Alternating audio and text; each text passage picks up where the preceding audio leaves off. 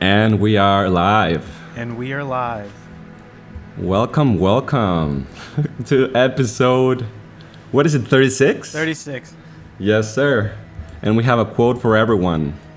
Every single soul out there, we have a quote for you. We sure do. Okay, so who said this? Mr. Duverus. Yeah, Delamer Duverus. Have no idea who that guy is, but he has a pretty deep quote right here. And I guess we're gonna pull it apart. Here we go. So, one basic truth can be used as a foundation for a mountain of lies. Okay. And if we dig down deep enough in the mountain of lies and bring out that truth to set it on top of the mountain of lies, yes, the entire mountain of lies will crumble under the weight of that one single truth. Okay. And there is nothing more devastating to a structure of lies than the revelation of the truth upon which the structure of lies was built. And how come? Because .com. How come? Yeah, how come? Was built.com. No, just okay. How come?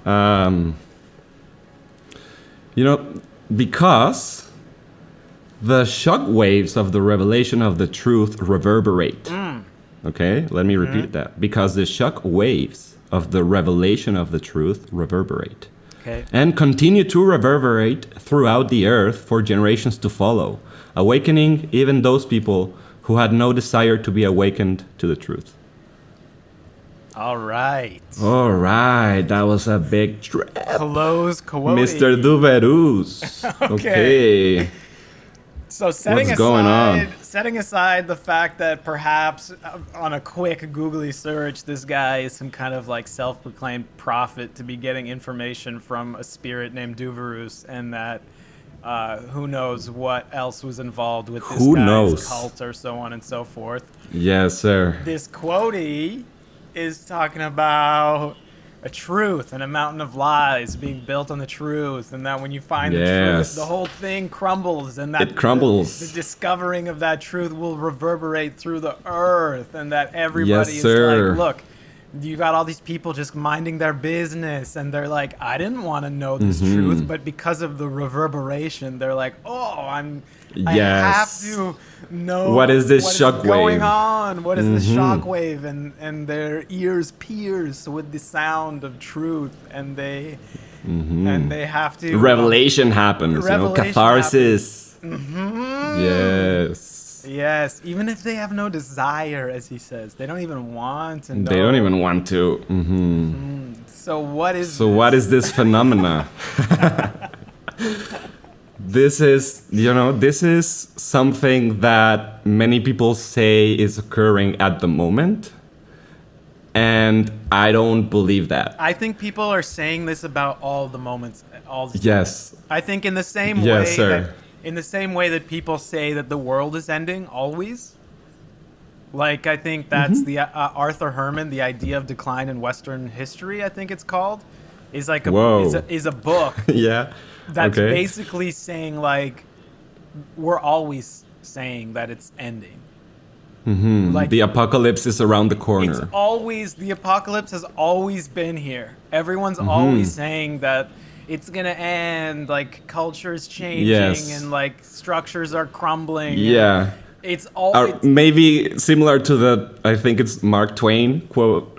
Yeah. Probably not him, but it's something around every generation has its war.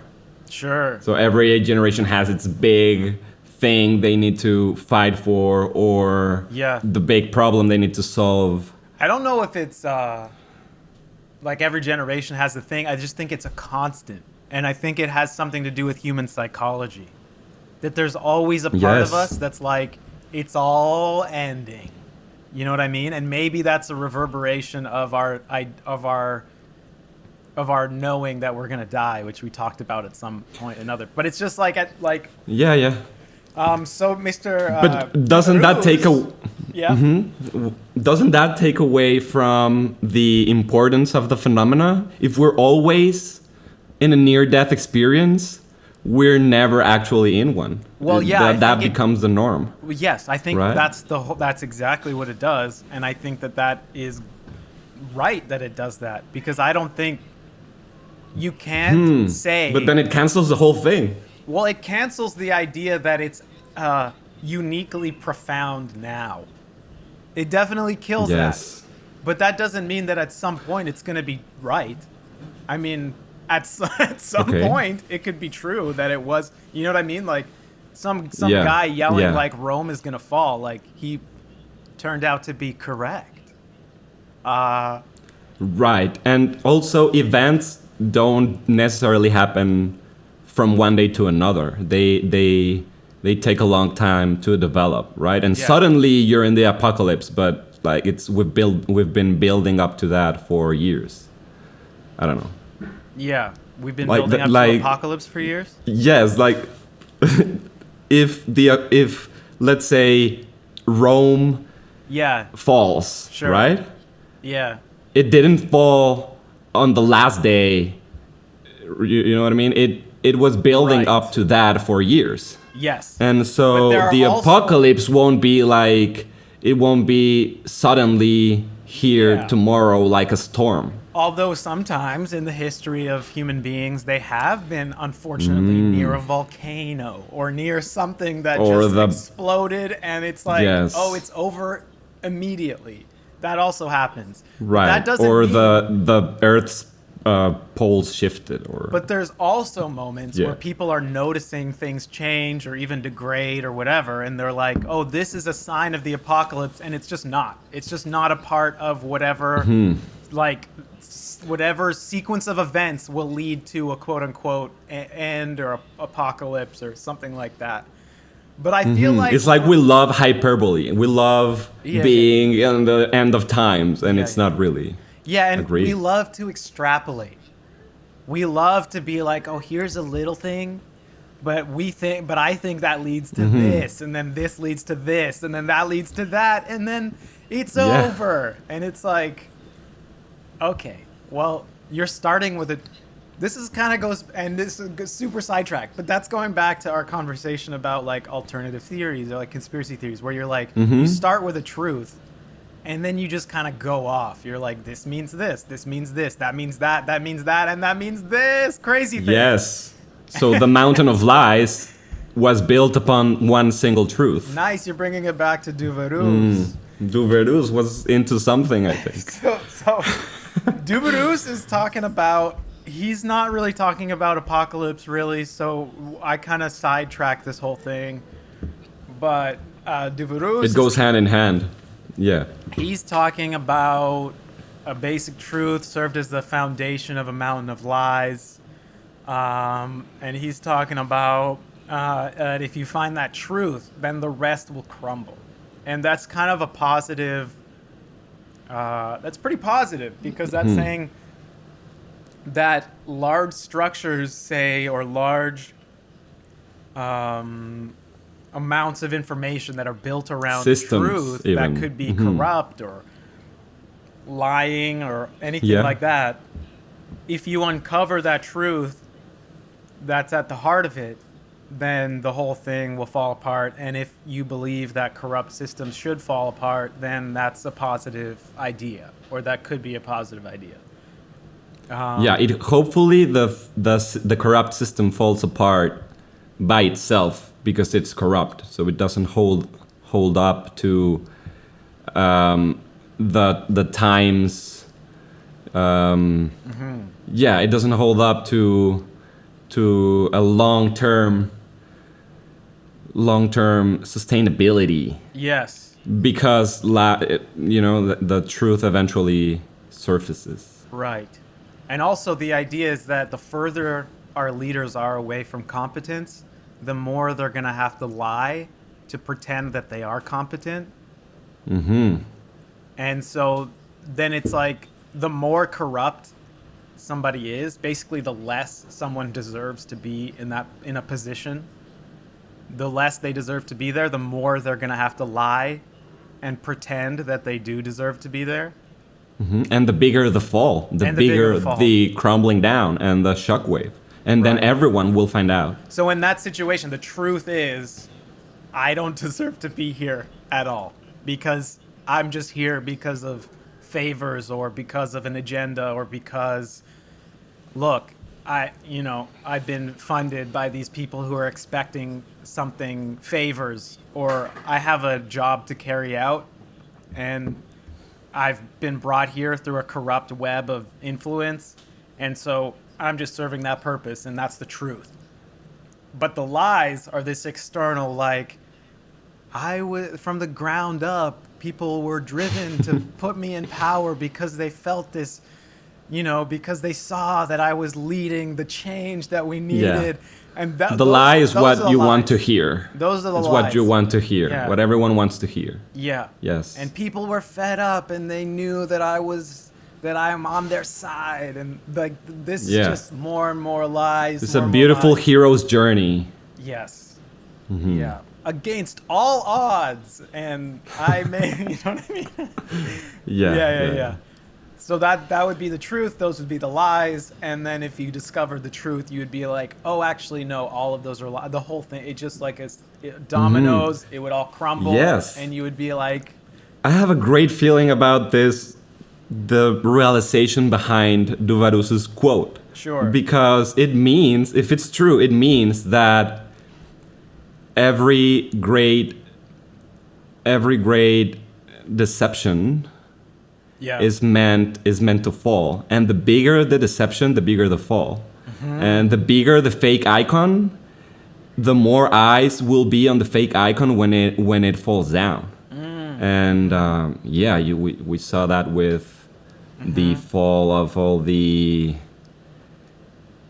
Yes, I was gonna go into Russia socialism and like all the famous Stalin statue falling down, whatever. But these icons that were revered once, right? Now their mountain of lies and deception is there in the history books for all to see, and the videos are there with the 10-meter tall statues falling down, and it's history. That only occurs because because of the channels of information to uncover truth. And let's hope that the truth that we're receiving, and you and I are talking right now, when we're being like, we know the truth, but like, you know what I mean? We're, to the best of our knowledge, absolutely, we think we know what's true, and so then we can look at that hole and be like, it crumbled under the truth, and we're like, because we know the truth, but hopefully to the best of our knowledge is key. The best for sure. That should be emphasized. Yeah, because if you are currently growing up in a place like North Korea, then you're growing up with no outside information. You think you have the truth, and what the truth that you're getting is, I guess, the mountain of lies, and so you're so deeply embedded within that I wouldn't say the lie is rock solid. I think there would be a lot of people who understand the corruption but aren't able to do anything about it because it's like so totalitarian and so... Right, and I think that's how you know it's not truth, or that lies are being pushed, because truth doesn't mind being questioned. The more it's enforced, the more shady it is. Right, and the closed systems usually don't want to be interrogated or questioned. Definitely. And so open systems, they hold up and their truth because they don't mind being debated, questioned. Yeah. The mountain is open for everyone to dig, and it won't crumble. Yeah, the more the mountain is guarded, the more you should question what's at the bottom of the mountain. Yes, it's yes. Yeah. And it only validates the deception. Yeah. As well as, for example... Not a deception, but it validates that... It makes you question... It validates the reasoning for the impulse of questioning. It doesn't guarantee a deception, but it's more likely if there's so much opposition and guarding to some structure of quote-unquote claims or whatever, then it's like, hey, how come if I I don't want to get specifics. Yes. But whatever it is, if you're not allowed at all to discuss or question or follow up or get details, then it's like, why? How come? Why? Exactly. Yeah. It's like, censorship validates the claim that was being made almost. Right. In most cases, of course. But, yeah. It's like you generally don't trust people that do not trust you. If someone doesn't trust you, you see that, you won't trust that person back. And, I think the opposite is also truth. If you were to ask me, what did you do this morning? And I was like, I'd rather not talk about that. Right. You'd be like, wait, what? What did you do? Yeah. I just had breakfast and that's like, it. I will what's going on? resort you to my Facebook post that I made. I was clear on what I did this morning, and it was documented on my Facebook page. Please go there to read what I wrote. I will not discuss further what happened this morning personally. It's like, wait, what? Or I'll invoke my Fifth Amendment right to not answer. And every question that I'm being asked after that, I'll just repeat same question, same answer. Fifth Amendment right. If you said that to me, I would be like, who did you kill by accident? Exactly. You know what I mean? I'd be like, what's happening if you responded to me like that? All of a sudden, so vague and mysterious and like guarded? Right. Yeah. And then if I don't see you for 2 months, and then someone else comes to me and they're like, hey, he killed himself. I'd be like, no, he didn't. Do you know what I mean? I'd be like, nah, he didn't. I know he didn't. Yeah. I'm just saying. Or if you just started responding like, I don't allow questions about my morning. It's like, for sure. Yeah. Yes. I mean, this is heavy. So, Mr. Delamere Duverus,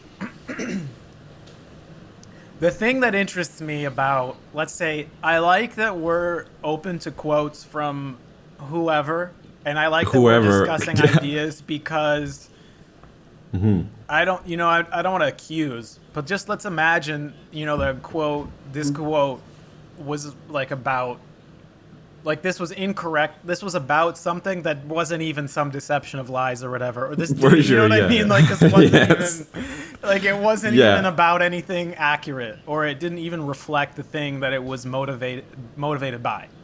Yeah.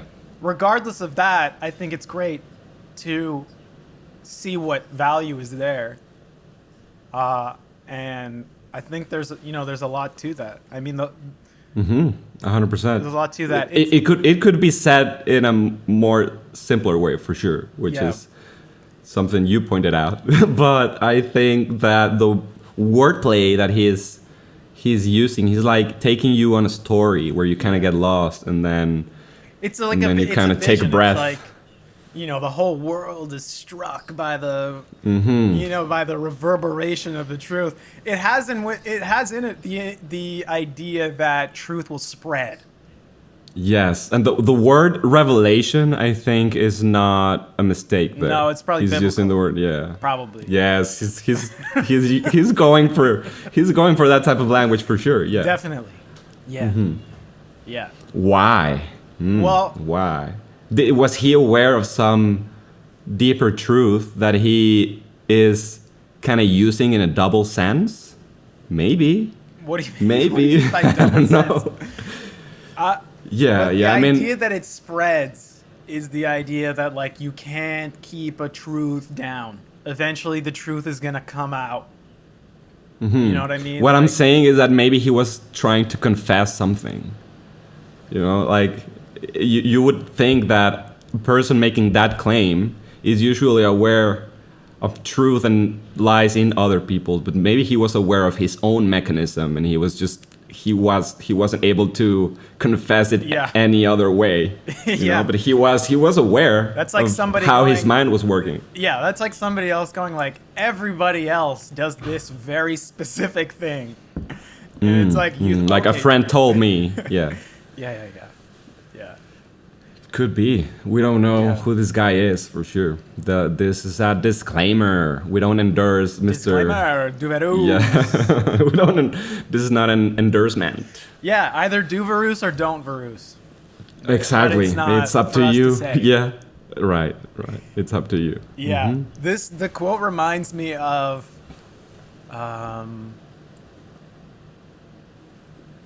who said it? It's somebody who's like who says just tell the truth because then you don't have to remember anything or something like that. There's probably like 10 quotes Something that play like around that thing. Yeah, but Yes, it's like, you know, for if sure. you just tell the truth. I love that. Yeah. Exactly.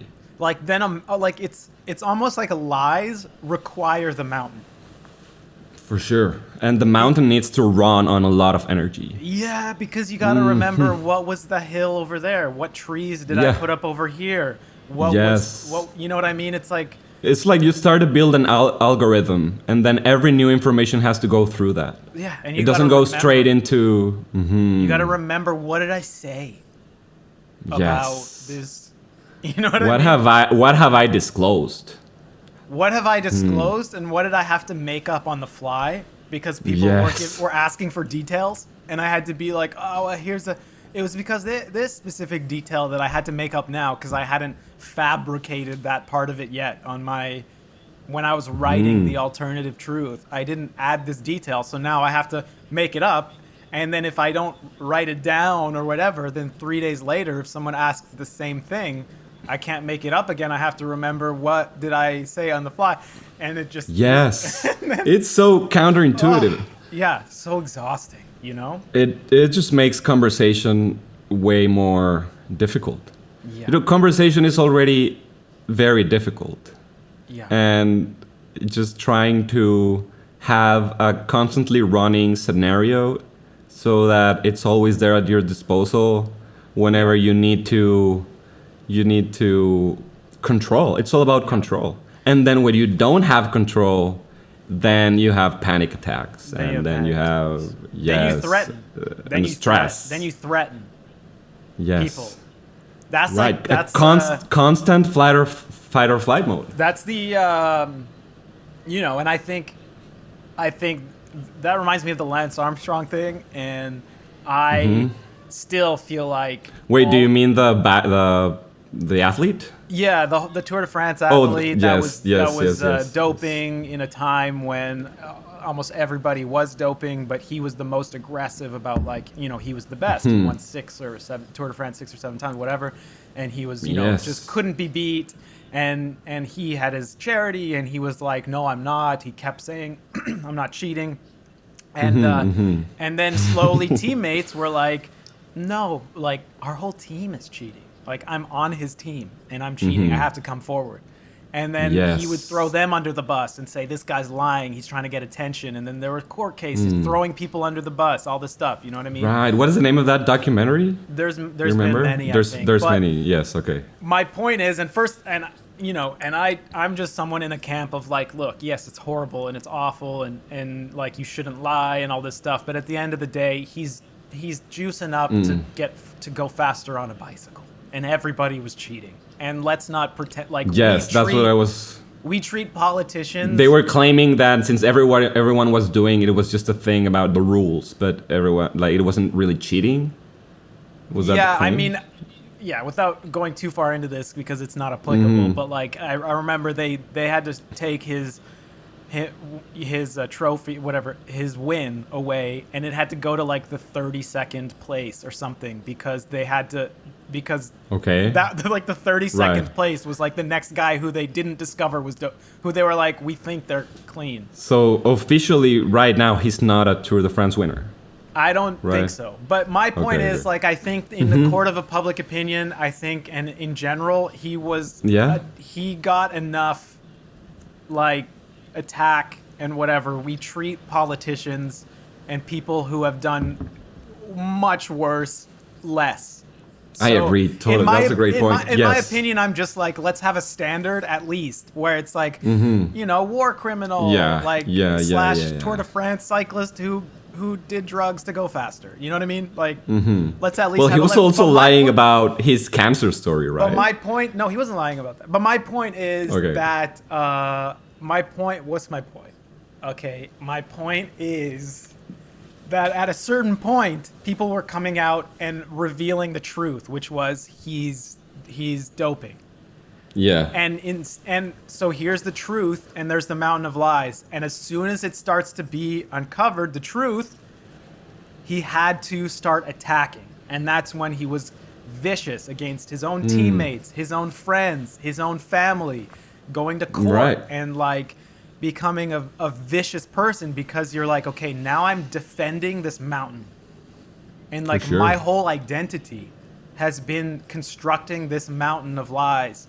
And one truth. You have, and he had everything to lose. So he will fight with everything he had. You will fight. Yes. And so if the truth is coming out, so it's like, here's some kind of seems like common truth, like claims. One is that the more a mountain is being defended, the more questionable it should be about, like, hey, why is this so intensely defended about, this mountain, if it's true and should be transparent. Transparency comes with truth. Yeah. Then another one is, if a mountain is being uncovered or you're starting to notice truths within it, the response is going to be attack and defense and accusation, because, of course, you need to guard the mountain. Yeah. So I just thought that whole thing was kind of representative of what happens when a truth starts to, when your mountain is being uncovered. Yes. People are going in archaeologically and they're digging up a skeleton. They're saying, hey, you got this skeleton in your mountain. Well, I mean, what I'm scared of, kinda, is if the mountain, we're talking about truth being hidden in a mountain of lies that an individual built around himself. But I might dare to take this conversation into another ground and saying, what happens if the mountain of lies we all build around ourselves, and we all contribute towards building that on a collective level? Then what happens when the mountain crumbles? There's a bigger phenomena that will take place, and which I was referring to at the beginning as, if we're always there, then the thing doesn't really have significance. If the event, the shockwave event that the revelation explosion. Yes, exactly. If the revelation explosion shockwave thing is a constant, then we lose the contrast. And if it's not a constant, then it will eventually happen. If what he's saying is true. If we're collectively, well, he's not saying that. This is my interpretation. One of my interpretations. If he's referring to a collective mountain of lies. Sure. When that thing crumbles. So what's a constant? What's a constant? What's the constant that's preventing the contrast? If we're always on the apocalypse scenario, right, then this is society, right? There's no apocalypse. It's like that's the constant now. It's kind of like in the famous Mr. Incredible's quote is, when everyone's super, no one will be. Yes.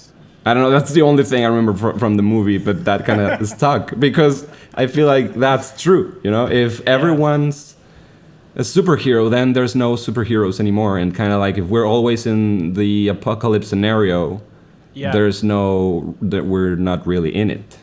And so what I'm saying is, if we are not in an apocalypse scenario, but we are living in a mountain of lies that has been structured over a piece of truth, then that will eventually crumble, if the logic that we've been exploring for a while is correct, then that will eventually crumble, and there will be some sort of big event happening in our society relatively. No, I don't know about dates, but it will be destined to happen sooner or later. You're gonna have to go through this logic again because I lost it a few times. Yes, I mean I think we were kind of talking about the phenomena that the quote is referring to on an individual basis. Sure. For example, Mr. Armstrong. But if it's a collective thing, then it means that eventually there will be a crumbling down of belief systems that are not working and a higher revelation that will hit everyone on a collective scale. And in order for that to happen, in order for real change to be massive, then collectively we kind of need to go through some sort of near-death experience as a society where we're all like, whoa, I can't believe this happened or this is happening, and we've been allowing this to happen, and it's so evident now. Okay, there's a few things in there that we could take and go down, and I've already forgotten two of them, so that really minimizes it down. But I think the problem. Okay, so the first thing I wanted to say was that I think that this type of concept, this structure of mountain of lies, truth, all that stuff, I think that it's occurring.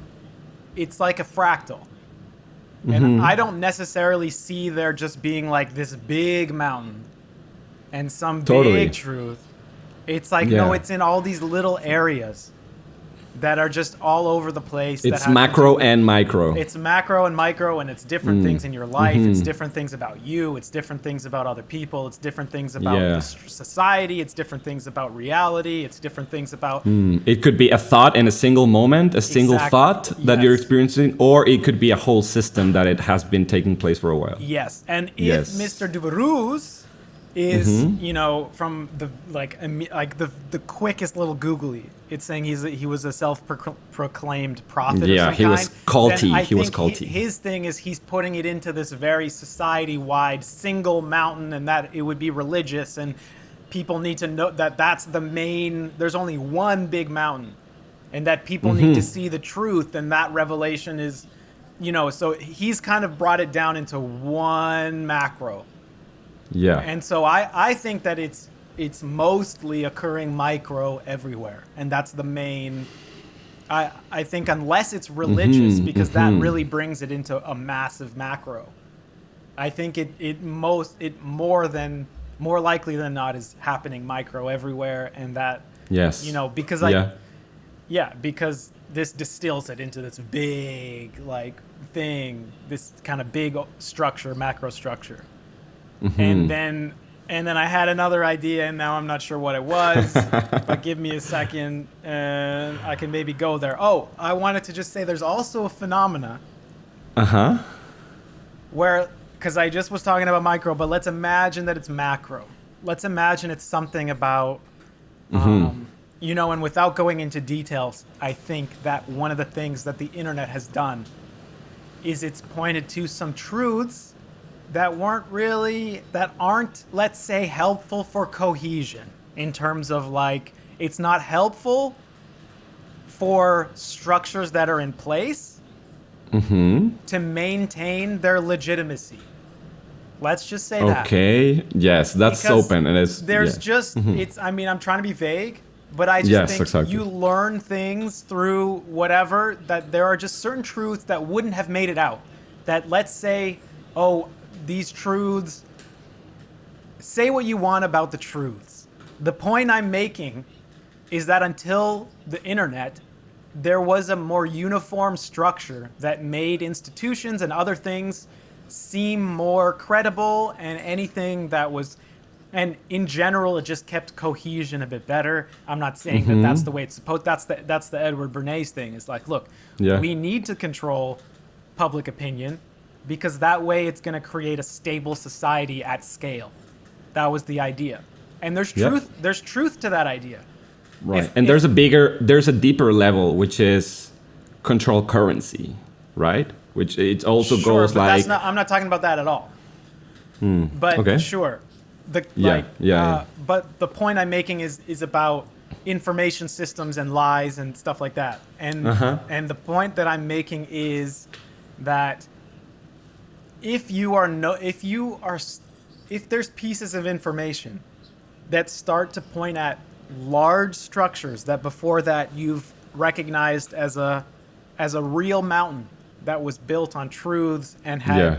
and was stable and was like built, you thought it was true, it was built It's truth, coherent. it was Yes. constructed well, then if you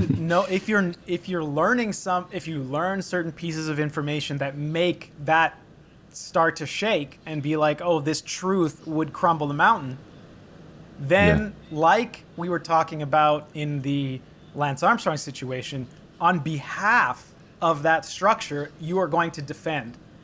Otherwise, you are going to have to recognize that this belief that you had of an external mountain could be built on whatever, and that's just as scary for you personally and emotionally to allow it to crumble, because that's part of your worldview. Your worldview is, no, this is the mountain, and it was built on truth, and it was built on blah blah blah, and if I see a piece of information that could crumble that whole mountain, I don't want to hear about it, and even if it's true, I want to attack you, because there's no way I'm going to be able to handle the crumbling of this mountain. Denial comes first. I think there's like someone broke this down around the cognitive dissonance process or something like that, and denial is always first. And so also it's similar to the mourning phases or something like that, right? So if you're going through a paradigm shift, if you're going through a deep cognitive transformation, then it's almost like being lost at sea with no just life save what am I saying? Raft. Yes. And you're in a position where you need to keep digging. You need to keep digging in order to arrive somewhere, some shore somewhere that you don't even know if it's out there. Yes, you found yourself outside of the city of your psyche that you've structured of truth or garden or whatever, and now you're in chaos, and the only way out is to continue to go into chaos, because if you go, you know that the garden you came from, there's problems. And so maybe you have to trust that. If that's happening, it's happening for a reason, because really solid structures cannot be, what am I saying? Yeah, like if you feel that your worldview is falling down or is being challenged by new information, that's probably for a reason. And so just staying in denial is not going to help at all.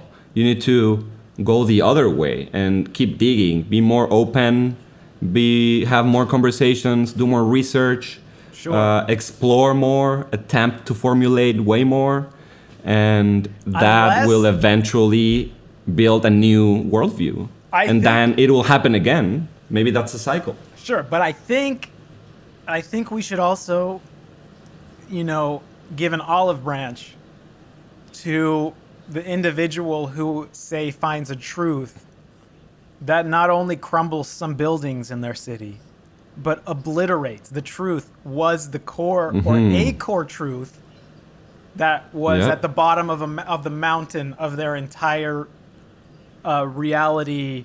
Right.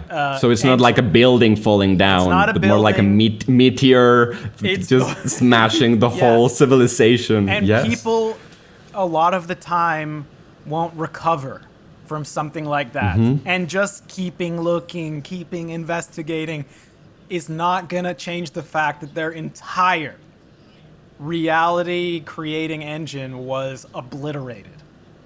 And I think that there's something to the idea that, okay, we need to allow people to hold on to their city and to rebuild so much as possible, to incorporate truths and to allow the reshaping of buildings so that if a core truth is uncovered, there are some survivor buildings. Yeah. And that used to be the shaman, you know, that used to be the healer, the shamanic artist, the doctor, the wise king. Yeah, I don't know. I mean, there used to be an archetype for wisdom that was some sort of outside wisdom, and I feel like that's. How does that serve the purpose of maintaining build? How does that relate? I feel like we don't have a authority figure to kind of rely on for when things really go bad. And the authority figure we do have is sort of inverted. It doesn't have your best interest in mind. And so when we do experience a big paradigm shift as collectively, we'll be like, who do we ask what's really going on? Right. Our governments or our international whatever. So communities. Yeah. Institutions. Yeah. So your idea is that, look, the let's say shamanic tribal groups might have, let's say, a hierarchical system of organizing or of not power, but like respect and roles that would organize the group and say, you know, I'm the leader. I'm leaders of the community. And diplomacy and experts. that often there would be like a shamanic figure, or the old wise guy, not wise guy, not like a man. The old smart guy. No, no, but yes, somebody. Mr. Answer guy. Mr. Answer society. guy, but not kind of on the fringe, like the outsider. Yes. That people still respect, and that the idea is if your answer guy is only coming from the same hierarchical system that you may be questioning, then you have nowhere to turn to figure out how to rebuild something that may be destroyed by the mountain truth situation that has been shaken. Yeah, it's like some sort of Stockholm syndrome, why are we looking for? It's not like that we are looking for, but if we were to do what you're saying, if the thing is crumbling and your help guy is the thing that represents the crumbling structure, we're totally lost. That's why I'm making the connection to the Stockholm syndrome. It's like you're in love with your kidnapper, so it's wrong. But have we lost? Or there's just no some other sort of option. Yes, exactly. Have we lost another option? Because maybe artists, intellectuals, poets, maybe are. I don't know. Shall I say streamers? I don't know if 21st century Twitch streamers. To a group of people who are able to rebuild some sort of. I think that's maybe part of identifying. I mean, we've talked about this, but you're not gonna go to an artist and be like, look, here's the things that I think are crumbling in my mountain. I agree. Draw your painting, and you're gonna be like, oh, okay. You know, for sure.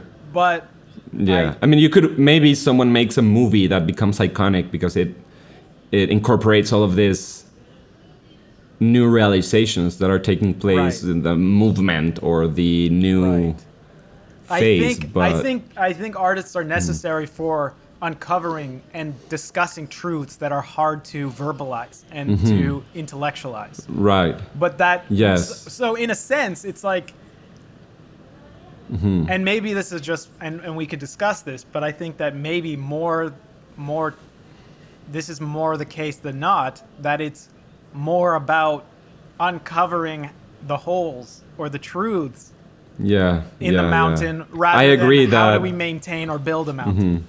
But maybe the build the mountain, maybe that's the argument of something like, and I don't really know if we're going there, but like religious art is all about like structure and holding on to beauty and onto like this isn't like uncovering, maybe you could say destroying. This is about maintaining and building. So I'm wrong.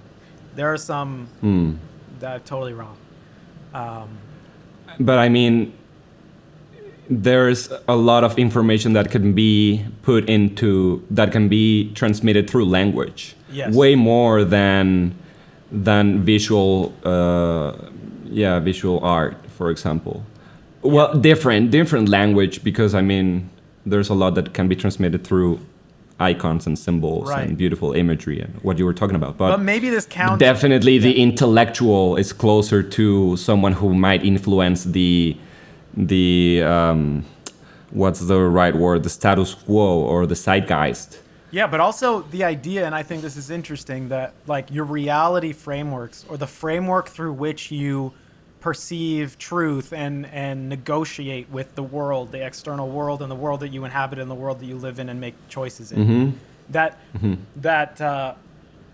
ideologies are the best way to build those frameworks, and that happens through language, through information, through books, through rules, through instructions, and that it comes through claims. It doesn't come through images or music or claims is I think the right word as well. Yeah. And when people go to, let's say, and this is like an idealistic version of this tribal group, and there's this shaman on the outside that you go to. I think we touched on this when we talked about history books and that's it and all that. But when you would go to the shaman, you say, look, the leaders this seems like corrupt and blah blah blah, and they would have some kind of thing of like a way to realign you with information and faith and something so that you don't feel lost anymore.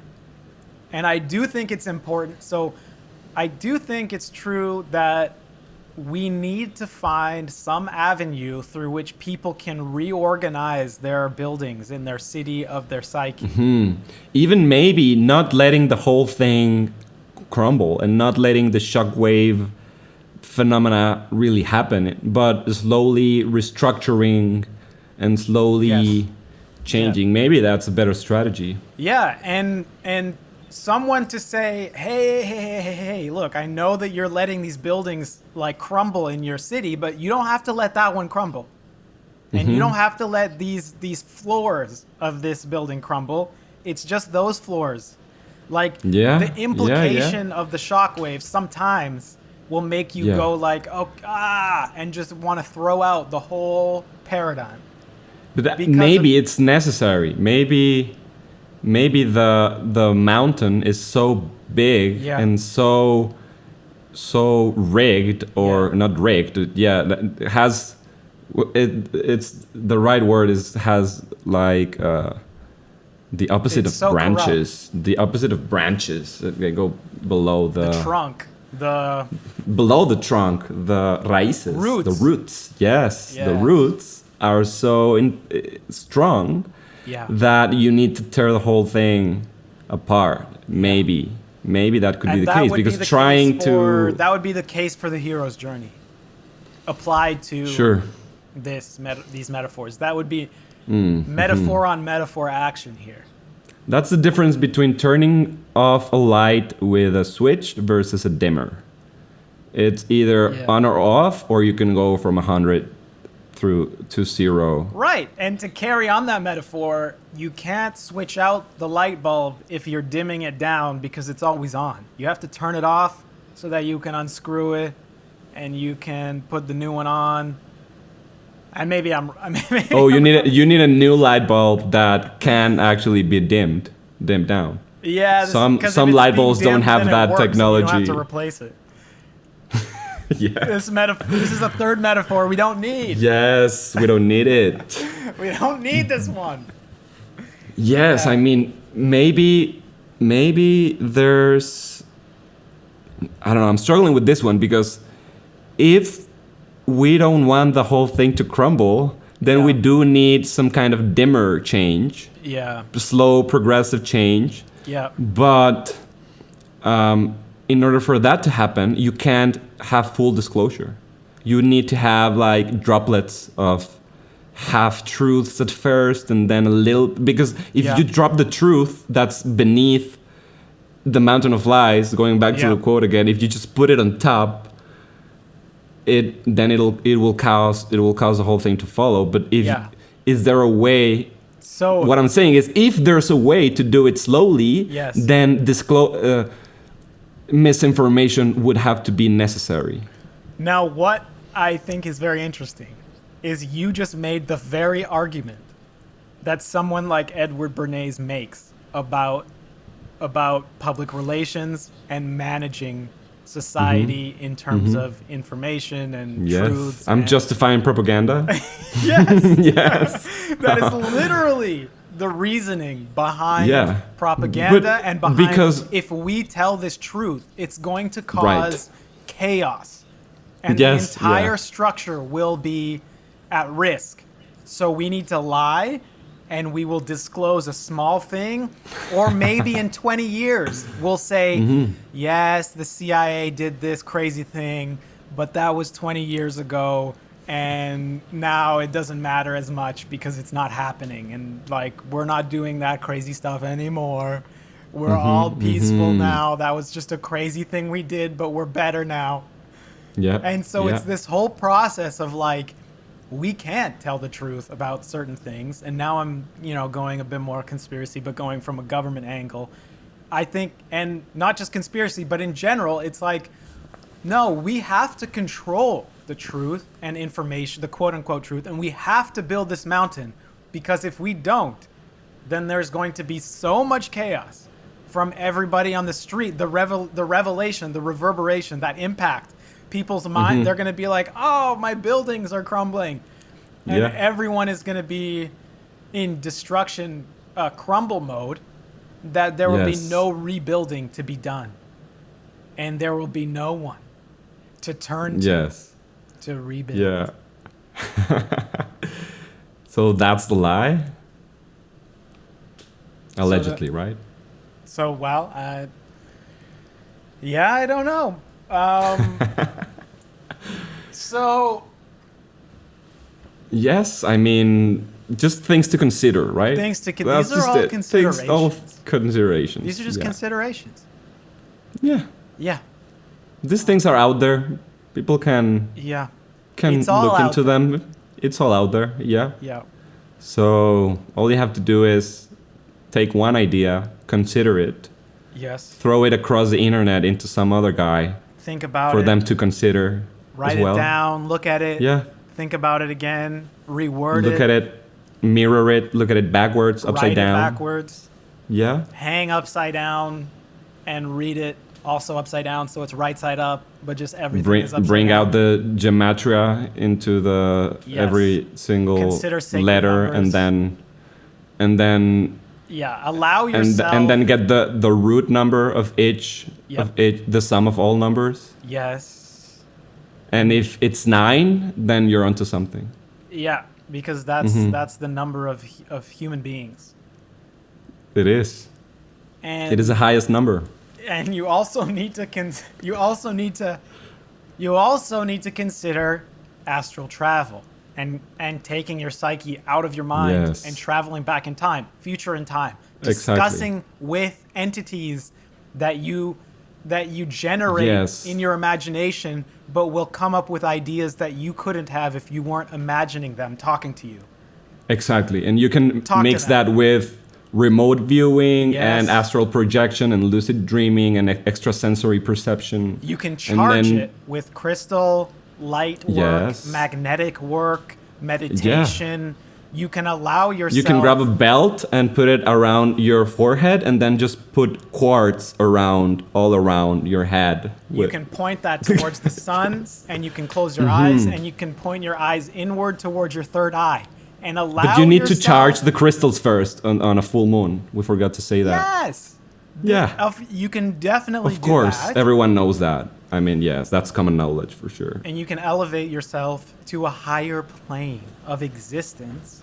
Yeah. And not start yourself, your more like, journey on your path to becoming spiritually immortal by deconstructing your karma. Well, I thought you were going to say immoral. Well, spiritually immoral. You will be We don't want that. immortal. Yeah. Immortal or immoral? Immortal. Okay. By confronting the morality of your past lives, you become immortal. Aligning your karma, taking on the weight of that karma, balancing it off with deeds and good deeds. Yes. And it's funny that the one letter that is different from immoral and immortal is a T. The T letter, it has a very symbolic, spiritually vibrating shape. Definitely. Which has to do with a T-shaped lifestyle, where you have a bunch of interests across the field, but then one that goes deep into the vertical of the truth. And the T is the origination of the cross. Yes, so that's it. This is ancient. This is Kundalini ancient Hermes Trismegistus. Yes. Well, the Greeks changed the name of who was claiming to be Hermes, right? Of course. Supposedly it was Thoth before in Egypt, and then... Whoa, yes. So you can connect with these spiritual entities at will. You can learn the ability to communicate with these entities. You can learn to channel these beings and to uncover truths. Just go to channelingacademy.com. Yeah. And this is not sponsored by them, by the way. But. And that's the number one way to uncover the truths, is to go with... There's nothing external that you can't uncover internally through investigation in your psyche, astral travel, channeling. There's nothing out there that you can't find. You can access the Akashic records, and that's way better than Google and Wikipedia and the Alexandria library for sure. Yes, Google. It's amazing that we can actually do that. Google was as a built species. to make people confused into not looking into the Akashic records and to going deep in them, in their psyche. That's the fake Akashic records. The day before Google was founded was the day that they actually covered up and redacted Akashic records documents. This is it. Well, if you talk about this, you're a conspiracy theorist for sure, but everyone should know it's the truth. It's just the truth. Yeah. And I'm sorry, YouTube, Google, we're going to talk about it. Yeah, but you're going to get fact checked, and then you're probably going to get canceled, and I don't know, like going through demonetization is so hard these days because we all rely on all of these platforms, But that's the risk that we take here on this podcast. And, it is.